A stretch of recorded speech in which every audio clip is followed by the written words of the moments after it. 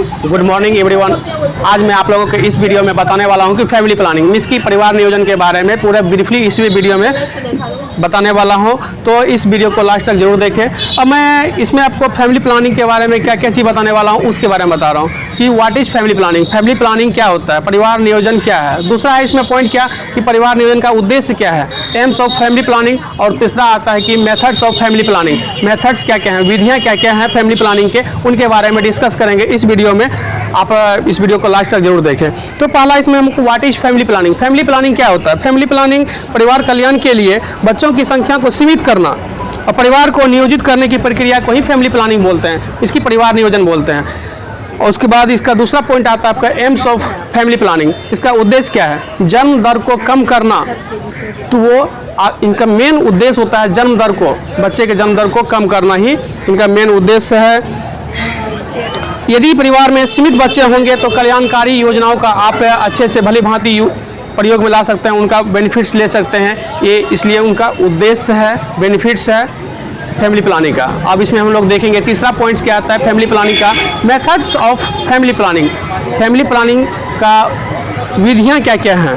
तो इसमें मेनली दो मुख्य विधि हैं, मेथड्स हैं, जिसमें कि पहला आपका आता है अस्थायी मीन्स की टेम्पररी मेथड्स, और दूसरा आता है अस्थायी परमानेंट मेथड्स। तो वो अस्थायी में हम लोग देखेंगे इनको बारी बारी से, इनमें ज़्यादा हैं। तो वो अस्थायी में पहला आपका आ जाता है क्या, आवर्ती विधि या आवर्ती संयम।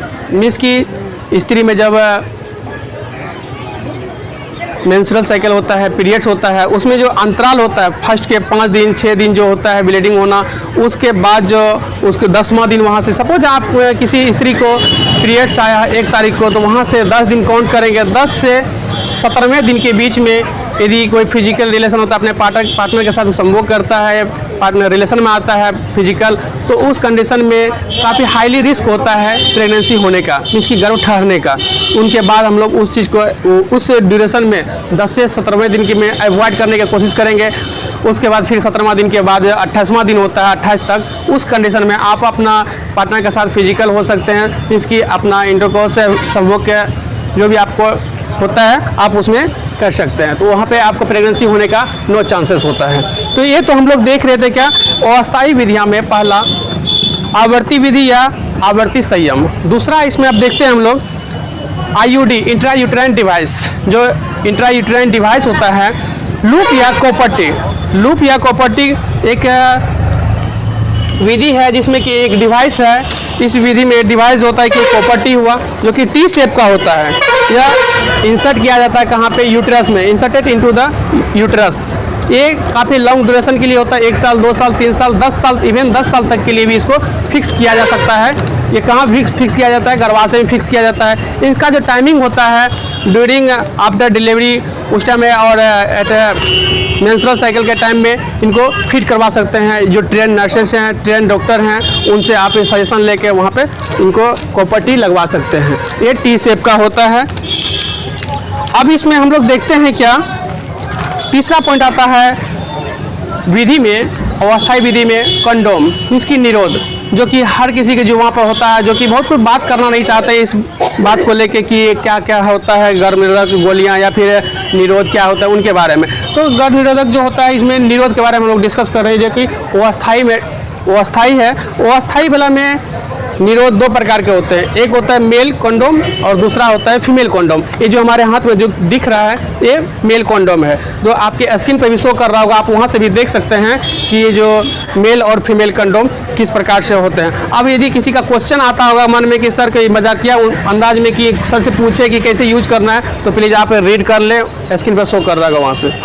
तो एक जैसे मियान होता है ना तलवार रखने के लिए, उस प्रकार से इनका होता है, शेप होता है, मियान को शेप का होता है। ये लचीला होता है, पॉलीइथीलीन का बना होता है। ये ड्यूरिंग मीन्स की इंटरकोर्स से बिफोर हम लोग इसका यूज करते हैं। तो अब इसमें आता है आपका तीसरा पॉइंट में गर्भ निरोधक गोलियां जैसे आपका आ गया कि माला एन आ गया, इसमें आपका छाया आ गया और सहेली होता है। उसके बाद इसमें इंजेक्टेबल भी होता है जो कि हम लोग गर्भ निरोधक के लिए बचा सकते हैं। अब यहाँ पर हम लोग छाया का कब का यूज होता है, माला एन और माला डी का कब कब यूज होता है, उनके बारे में हमारे साथ जुड़े हैं हमारे सिस्टर, उनसे जानकारी लेते हैं। सिस्टर, हम लोग के छाया के बारे में बताएंगे। छाया एक कॉन्ट्रासेप्टिव, खड़े हो जाइए।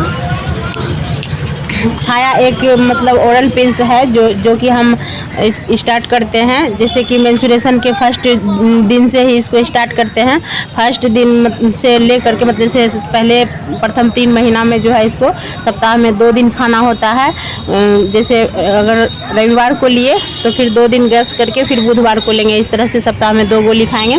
फिर जो है ये गोली चौथे महीना से जो है इसका सप्ताह में 1-1 दिन हो जाता है, साप्ताहिक गोली बन जाता है।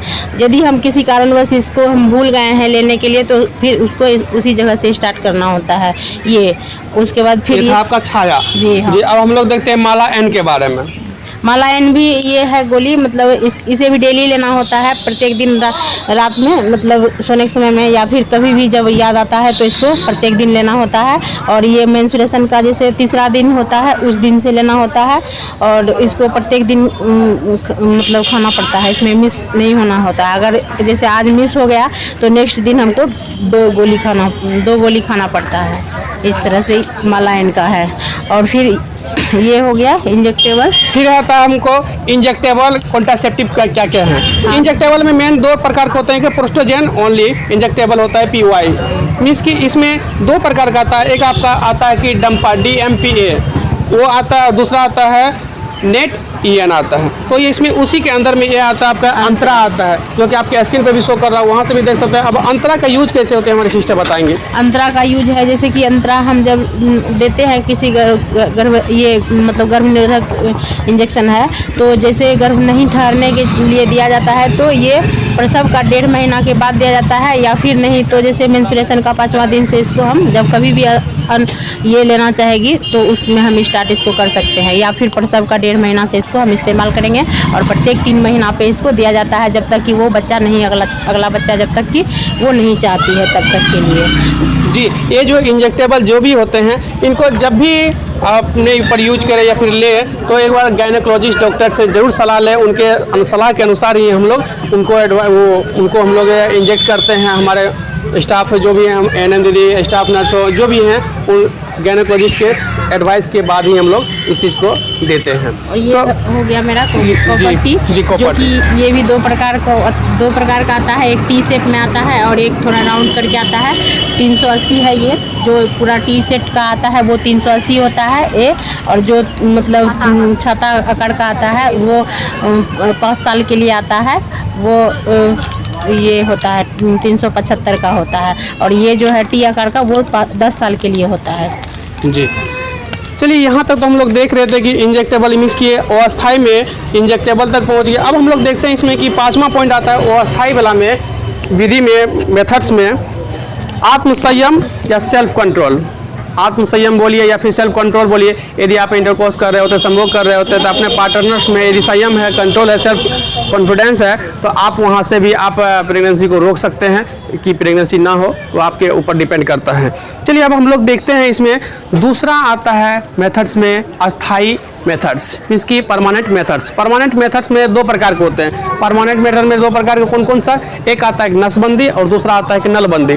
नसबंदी मीन्स की मेल में ये होता है जिसको बोलते हैं मेडिकल टर्म में वैसेक्टोमी, और दूसरा आता है आपका नलबंदी जो कि फीमेल में होता है, उसको बोलते हैं ट्यूबेक्टोमी। ये कि सर्जिकल प्रोसीजर है, इसमें डॉक्टर लोग करते हैं। इसमें जो होता है क्या है कि नसबंदी में मेल पर्सन का जो होता है कि शुक्रवाहिनी जो नलिका होता है उनको कट करके चीरा लगा के कट करके उनको बांध दिया जाता है, टाई कर दिया जाता है, और ये सर्जरी का प्रोसीजर होता है। जिसके कारण होता क्या है कि आप इंटरकोर्स के ड्यूरिंग में कि उनका शुक्राणु जो होता है, स्पर्म जो होता है फीमेल के अंडाणु से मेल नहीं कर पाता है, मिल नहीं पाता, निषेचन नहीं होता है, जिसके वजह से वहाँ पे प्रेगनेंसी नहीं ठहर पाता है। तो ये हुआ आपका एक पहला नसबंदी। दूसरा आता है कि इसमें नलबंदी। नलबंदी जो कि फीमेल में किया जाता है जिसको बोलते हैं ट्यूबेक्टोमी। इसमें जो है अंड वाहिनी जो होता है, इसकी अंडा जिधर से निकलता है फैलोपियन ट्यूब होके, वहाँ पे जो कट करके गायनेकोलॉजिस्ट डॉक्टर जो होते हैं, सर्जन, वो इसका सर्जरी करते हैं, उनमें कट करके शुक्र अंडाणु वाहिनी को कट करके वहाँ पे टाई अप कर दिया जाता है, जिसकी वजह से वहाँ जब भी इंटरकोर्स के ड्यूरिंग में जो अंडाणु होता है वहाँ पे नहीं आता है यूट्रस में, तो निषेचित नहीं कर पाते स्पर्म के साथ, जिसकी वजह से वहाँ पे प्रेगनेंसी ठहरने का चांसेस ही नहीं होता है।